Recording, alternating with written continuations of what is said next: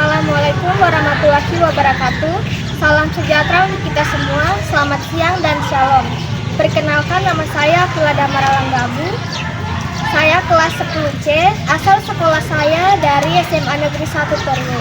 Di sini saya akan membawakan materi cara pembuatan peta, cara kerja penginderaan jauh, cara kerja sistem informasi geografi. Yang pertama, kita akan membahas materi mengenai cara pembuatan peta. Berikut adalah langkah-langkahnya. Yang pertama, kita harus menentukan tujuan pembuatan peta. Misalnya peta kepadatan penduduk, peta wisata, dan peta curah hujan. Tujuan ini akan menentukan jenis data dan simbol yang digunakan. Yang kedua, kita harus mengumpulkan data. Data diperoleh dari survei lapangan, citra satelit, atau peta lama. Contohnya yaitu ada data primer atau hasil pengamatan langsung di lapangan atau survei atau juga GPS. Ada pula data sekunder, artinya data dari instansi lain, citra satelit atau peta yang sudah ada. Yang ketiga, menentukan skala peta.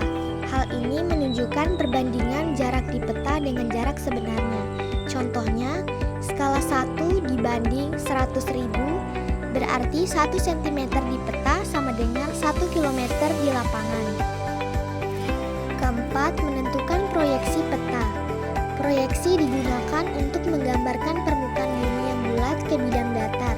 Contoh, proyeksi silinder, kerucut, atau azimutal. Yang kelima, kita harus membuat sketsa atau draft peta. Buat rancangan kasar peta berdasarkan data yang telah dikumpulkan. Langkah ini biasanya dilakukan di komputer menggunakan perangkat lunak atau secara manual di kertas kalkir. Yang keenam, kita harus menambahkan simbol dan warna. Gunakan simbol peta untuk mewakili objek seperti gunung artinya segitiga, sungai artinya garis biru, jalan artinya garis hitam, kota artinya titik besar. Gunakan warna berbeda untuk membedakan kenampakan, atau hijau untuk dataran rendah, coklat untuk pegunungan, biru untuk perairan. Ketujuh, kita harus melengkapi unsur-unsur peta. Perhatikan semua unsur peta tercantum, yaitu pertama, judul peta, kedua, skala, ketiga, legenda, keempat, arah mata angin, kelima, garis tepi, keenam, sumber data, ketujuh, tahun pembuatan. Yang kedelapan, kita harus melakukan pemeriksaan dan revisi. Periksa kembali ketetapan data, kejelasan simbol, dan keterbacaan peta. Jika ada kesalahan, lakukan perbaikan sebelum peta dicetak atau disebarluaskan. Yang kesembilan atau yang terakhir, pencetakan atau publikasi peta. Setelah peta selesai dan diverifikasi, hasilnya bisa dicetak atau dipublikasikan secara digital, atau misalnya dalam bentuk file PDF, JPG, atau peta interaktif online. Yang kedua, kita akan membahas materi mengenai cara kerja penginderaan jauh. Berikut adalah langkah-langkahnya. Yang pertama, sumber energi. Energi utama biasanya dari matahari atau gelombang elektromagnetik. Bisa juga dari alat buatan seperti radar atau lidar yang memancarkan sinyal sendiri. Contohnya adalah satelit memanfaatkan sinar matahari untuk melihat bumi. Yang kedua, memanfaatkan pancaran dan interaksi energi dengan objek di bumi. 1. Energi atau cahaya pancarkan ke permukaan bumi. Kedua, energi mengenai objek atau tanah, air, hutan maupun bangunan. Sebagian energi dapat dipantulkan, diserap, dan diteruskan.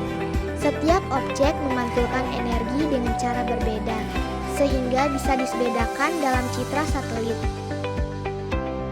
Ketiga, adanya penerimaan oleh sensor. Pertama, sensor di pesawat atau satelit menangkap pantulan energi dari permukaan bumi. Kedua, sensor mengubah menjadi sinyal digital. atau data citra. Misalnya, satelit Landsat atau Sentinel memotret wilayah bumi dari luar angkasa. Keempat, transmisi data ke stasiun bumi. Pertama, data hasil rekaman dikirim ke stasiun penerima di bumi melalui gelombang radio. Kedua, data ini masih berupa citra mentah yang artinya belum diolah. Yang kelima, melakukan pengolahan data citra. Citra mentah diproses di komputer agar lebih jelas dan mencakup yang pertama, yaitu untuk mengoreksi warna dan bentuk. Kedua, menghapus gangguan atau awan atau pula kabut. Yang ketiga, menyesuaikan posisi geografis. Yang keenam yaitu interpretasi citra, yang artinya penafsiran. Ahli membaca dan menganalisis citra satelit untuk mengenali objek di permukaan bumi. Contohnya, warna hijau tua artinya hutan, biru artinya laut atau danau, abu-abu artinya permukiman. Yang ketujuh, ada penggunaan hasil. Hasil penginderaan jauh digunakan untuk berbagai bidang seperti 1. Pemetaan wilayah, 2. Pemantauan kebakaran hutan, 3. Prediksi cuaca, 4. Pertanian atau melihat kesuburan tanah, 5. Mitigasi bencana seperti banjir, longsor, dan gunung api.